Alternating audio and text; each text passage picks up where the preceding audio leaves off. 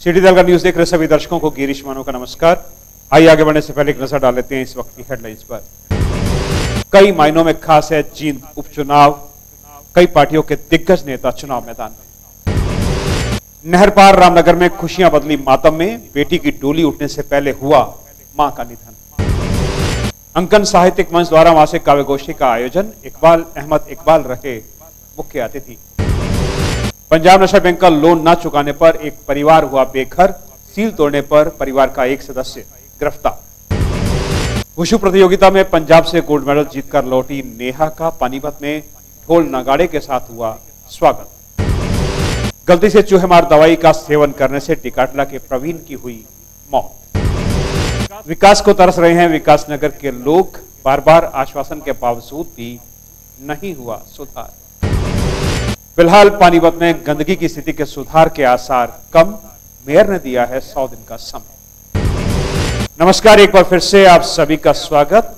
उससे पहले एक खास बात, सोमवार को जींद में विधानसभा के वोट पड़ने जा रहे हैं। हमारे चैनल की अपील कि जिन भी लोगों का नाम जींद में मतदाता के रूप में रजिस्टर्ड है वे मतदान में भाग अवश्य लें। आइए अब जानते हैं सभी खबरें विस्तार से। विगत शाम जींद विधानसभा सीट का चुनाव प्रचार थम चुका है, साथ में थम चुकी है उम्मीदवारों की सांसें भी। बेशक हर उपचुनाव खास रहता आया है, लेकिन अनेक कारणों से यह चुनाव बेहद से भी ज्यादा खास समझा जा रहा है। पहला कारण अप्रत्याशित रूप से रणदीप सुरजेवाला का चुनावी जंग में स्वयं को झोंकना, जो सर्वाधिक चर्चा का विषय बना रहा। हर किसी ने सवाल खड़े किए कि सुरजेवाला ने विधायक रहते हुए यह जोखिम क्यों लिया। मुख्यमंत्री मनोहर लाल खट्टर ने भी यह सवाल खड़े किए, जबकि वह खुद यह मानते रहे कि चुनाव केवल विधायक बनाने के लिए नहीं, बल्कि इस चुनाव से दूरगामी परिणामों का निर्णय होने वाला है। जाहिर है जो खट्टर अब सोचते हैं कि रणदीप सुरजेवाला ने जींद का रिस्क लेने से पहले नहीं सोचा होगा, जाहिर तौर पे सोचा था, तभी खुद को जींद की भट्टी में झोंकने को तैयार किया होगा सुरजेवाला ने। सुरजेवाला अपने भाषण में कहते भी रहे हैं कि सत्ता को जींद की ड्योढ़ी पर ला के रख दूंगा। साफ तौर पर उनका कहना यही था कि यदि आप मुझे विधायक बना दो तो मेरी मुख्यमंत्री की दावेदारी 100% पक्की हो जाएगी। इसी प्रकार जींद उपचुनाव चौधरी देवीलाल की राजनीतिक विरासत पर मची जंग को भी अपनी कसौटी पे ले चुका है। जहां अभय सिंह चौटाला को उनके पिता ओम प्रकाश चौटाला का वरदहस्त हासिल है, वहीं मां स्नेहलता ने भी साफ कर दिया कि जहां उनके पति ओम प्रकाश चौटाला का आशीर्वाद है, वहीं वह भी उनके साथ चट्टान की तरह खड़ी है। उधर दादा की विरासत का दम भर रहे अजय सिंह चौटाला को भले ही उनके पिता ओम प्रकाश चौटाला ने आशीर्वाद से महरूम रखा, लेकिन उनकी हसरतों को परवान चढ़ाने का जिम्मा उनके दोनों पुत्र दुष्यंत व दिग्विजय चौटाला ने ले रखा है। यही नहीं, अजय सिंह की पत्नी नैना चौटाला ने भी इस मकसद में दिन रात एक किया हुआ है। जाहिर है जींद नाम की कसौटी हर शख्स को कस रही है। 28 को हालांकि कसौटी का काम संपूर्ण हो जाएगा, लेकिन 31 जनवरी को जींद नाम की यह कसौटी यह फैसला कर देगी आने वाला कल किसका है। आरएपीजी कॉलेज के प्रांगण में अंकन साहित्यिक मंच पानीपत की मासिक काव्य गोष्ठी का आयोजन किया गया। कार्यक्रम में मुख्य अतिथि इकबाल अहमद इकबाल रहे, जबकि विशिष्ट अतिथि सुलेख जैन थे। मंच संचालन कमलेश कुमार पालीवाल ने किया। केसर कमल शर्मा ने बताया कि पिछले कई सालों से वे लोग इस काव्य गोष्ठी के माध्यम से देश में व्याप्त बुराइयों को दूर करने के लिए और आपसी भाईचारे की मजबूती के मकसद से अपना संदेश लोगों तक पहुंचाते हैं। इस अवसर पर गणतंत्र दिवस पर भी कई कविताएं कवियों ने पढ़ी, साथ ही आपस में विमर्श भी हुआ। इसके अलावा भाईचारे की मजबूती बनाए रखने वाली कविताओं से भी माहौल में जोश भरने का काम किया गया। इस काव्य गोष्ठी में फराज बिजनौरी, सलीम अख्तर अंसारी, कुसुम, डॉक्टर एपी जैन, अजय राणा, ओमवीर चांगड़ा और सुभाष भाटिया आदि मुख्य रूप से मौजूद रहे।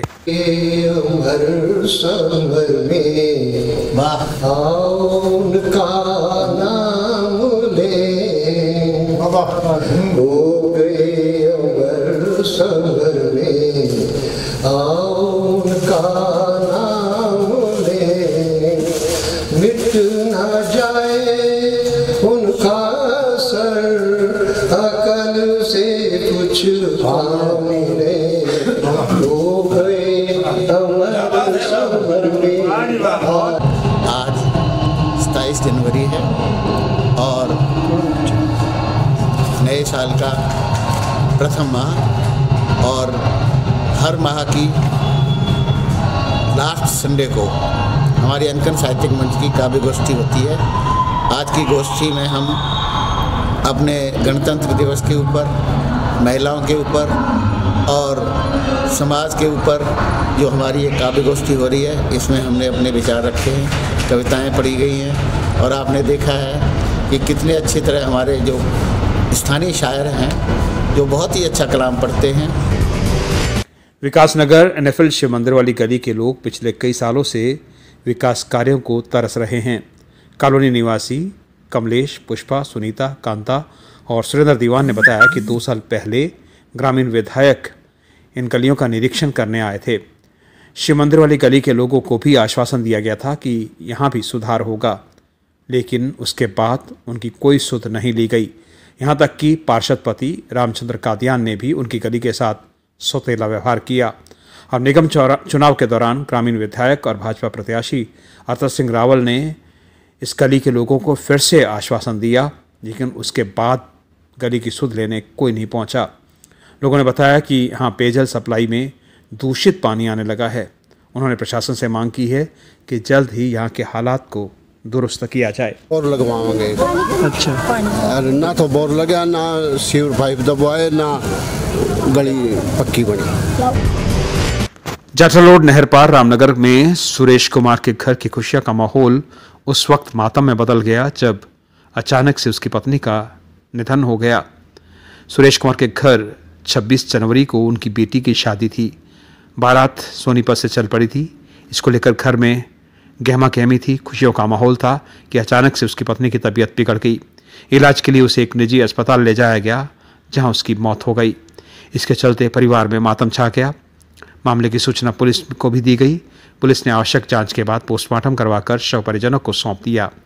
एएसआई सुरेंद्र कुमार ने बताया कि सुरेश कुमार के बयान के आधार पर 174 के तहत कार्यवाही की गई है।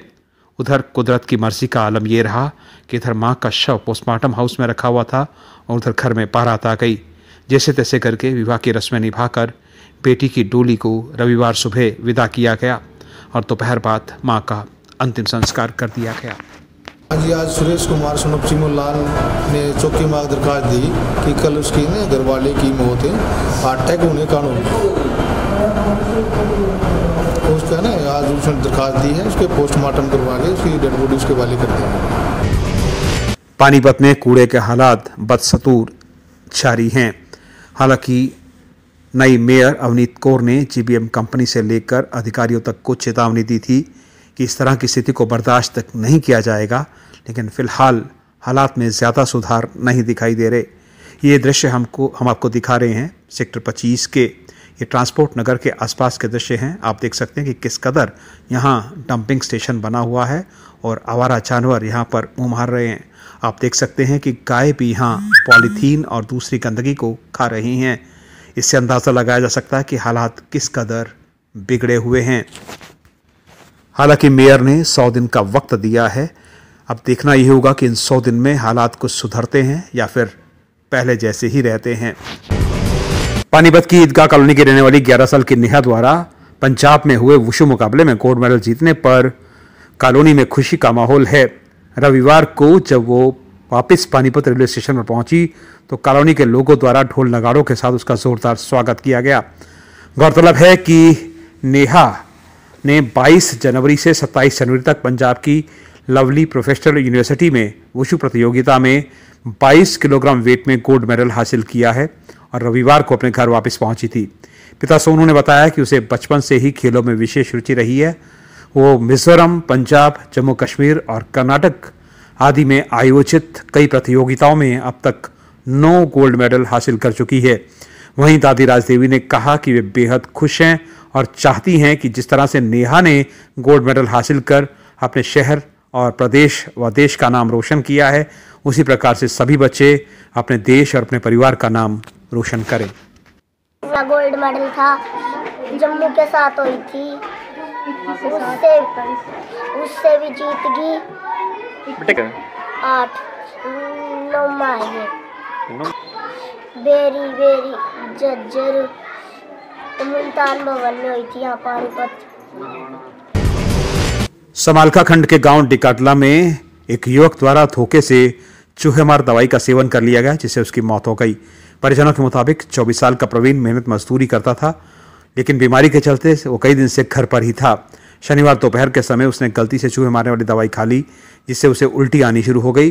तुरंत परिजन उसे एक निजी अस्पताल में लेकर गए, जहां से डॉक्टरों ने उसे पानीपत सिविल अस्पताल भेज दिया, लेकिन इलाज के दौरान उसकी मौत हो गई। पुलिस ने शव का पोस्टमार्टम करवाकर परिजनों को सौंप दिया है और आगे की कार्यवाही शुरू कर दी है। प्रवीण लड़का था, गांव डिकाटला का, और उसका धोखे से उसने चूहे मारने वाली दवाई खा ली, जो उसके परिवार वाले ने यहाँ दाखिल करा दिया था। दौरान इलाज उसकी मौत हो गई। उसका पोस्टमार्टम करा कर ना उसके वारसान के हवाला कर देंगे डेड बॉडी। हादसा कब हुआ सर? ये कल किस टाइम? स्थानीय राजीव कॉलोनी 11 वार्ड चुंगी के पास काबा डिपो होल्डर वाली गली में मकान पर कर्ज लेना उस समय भारी पड़ गया, जब कर्ज न चुका पाने की स्थिति में न केवल परिवार का एक सदस्य हवालात भेज दिया गया, बल्कि परिवार भी दर दर की ठोकरें खाने को मजबूर हो गया है। अशोक नाम के एक व्यक्ति ने अपने परिवार को विश्वास में लेकर पीएनबी से हाउसिंग लोन तो ले लिया, लेकिन उसकी किस्तें नहीं चुकाई। इसके चलते वो डिफाल्टर घोषित हो गया। उधर अशोक अपनी ससुराल मेरठ में छिपकर रहने लगा। तब बैंक ने रविवार को घर के सदस्यों को बाहर निकालकर घर को सील कर दिया। इधर अशोक के छोटे भाई सोनू ने सील तोड़ दी। जैसे ही बैंक को सील तोड़ने का पता चला तो बैंक ने पुलिस की मदद से सोनू को हवालात भिजवा दिया। बाद में बैंक ने घर पर फिर से ताला लगा दिया है। उधर अशोक के भाई राजकुमार की पत्नी हिमांशु ने हाईकोर्ट से मिला स्टे भी बैंक अफसरों को दिखाया, लेकिन इसके बावजूद भी अधिकारी स्टे ऑर्डर को मानने के लिए तैयार नहीं दिखे। इधर 2 शादीशुदा भाई, उनकी पत्नियां, बुजुर्ग मां और 5 छोटे बच्चे कड़कती ठंड में बेघर हो गए हैं और एक अविवाहित भाई को हवालात भेज दिया गया है। 978/1 हो गया। इसके अंदर आज जो सुबह क्या हुआ जी, मैं घर से बाहर था, घर के अंदर मेरा छोटा भाई था, सोनू नाम उसका, घर के अंदर था जी, वो अब सो रहा था। सुबह पुलिस आई, पुलिस के साथ बैंक वाले था कुछ, उन्होंने आते ही क्या करा जी, आने के बाद उसको ज़बरदस्ती पुलिस साथ में थी, अंदर से उसको निकाला। अंदर गए, अंदर जाने के बाद क्या पुलिस बोली क्या कहते हैं आप बाहर निकलो, बैंक का कब्जा इसके ऊपर, ये है वो है। तो पुलिस वालों ने क्या कहते उसको ज़बरदस्ती बाहर निकाला, अरेस्ट करा जी, उसको धारा लगाई उसके ऊपर 182। इसके साथ ही सिटी तड़का न्यूज के इस अंक को विराम देने की गिरीश मानो को दीजिए इजाजत। अगले अंक में आपसे फिर मिलेंगे, तब तक के लिए नमस्कार। Subscribe now, then press bell icon. Never miss an update.